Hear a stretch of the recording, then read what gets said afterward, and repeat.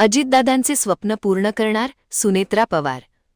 महाराष्ट्र राज्य स्थापनेच्या 67व्या वर्धापन दिनानिमित्त बीड जिल्हा पोलीस मुख्यालयाच्या मैदानावर मुख्य शासकीय ध्वजारोहण सोहळा मोठ्या उत्साहात पार पडला। राज्याच्या उपमुख्यमंत्री तथा बीड जिल्ह्याच्या पालकमंत्री श्रीमती सुनेत्रा अजित पवार यांच्या हस्ते ध्वजारोहण करण्यात आले। यावेळी त्यांनी बीड जिल्ह्याच्या विकासासाठी आणि अजितदादांचे स्वप्न पूर्ण करण्यासाठी आपण कटिबद्ध असल्याची ग्वाही दिली।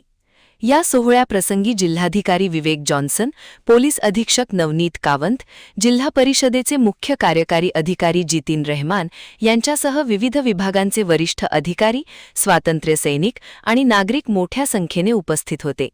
ध्वजारोहणानंतर पोलीस दलाच्या वतीने शिस्तबद्ध संचलन करत राष्ट्रध्वजाला मानवंदना देण्यात आली। या कार्यक्रमाचे औचित्य साधून जिल्ह्यातील नवनियुक्त पोलीस पाटलांना नियुक्तीपत्रांचे वाटप करण्यात आले। तसेच सामाजिक, शैक्षणिक आणि प्रशासकीय क्षेत्रात उत्कृष्ट कामगिरी करणाऱ्या अधिकारी व कर्मचाऱ्यांचा उपमुख्यमंत्री यांच्या हस्ते सन्मानपत्र देऊन गौरव करण्यात आला। ध्वजारोहणानंतर माध्यमांशी संवाद साधताना सुनेत्रा पवार भावूक झाल्या। त्या म्हणाल्या, आज बीडमध्ये झेंडावंदन करण्याचा मान मिळाला, हा माझ्यासाठी अत्यंत भावनिक क्षण आहे। अजितदादांनी बीड जिल्ह्याच्या सर्वांगीण विकासाचे जे स्वप्न पाहिले आहे ते पूर्ण करणे ही माझी प्राथमिकता आहे। जिल्ह्यासाठी आखलेले ड्रीम प्रोजेक्ट्स मार्गी लावून महाराष्ट्रात बीड जिल्ह्याला अव्वल क्रमांकावर नेण्यासाठी आम्ही सर्व शक्तीनिशी प्रयत्न करू।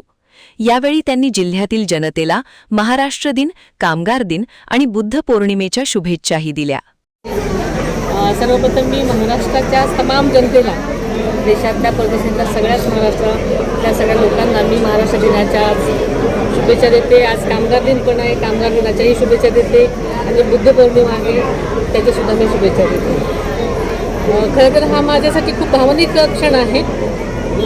आज मी झेंडावंदन केलेलं आहे आणि बीडच्या जनतेला एवढंच मी सांगू इच्छिते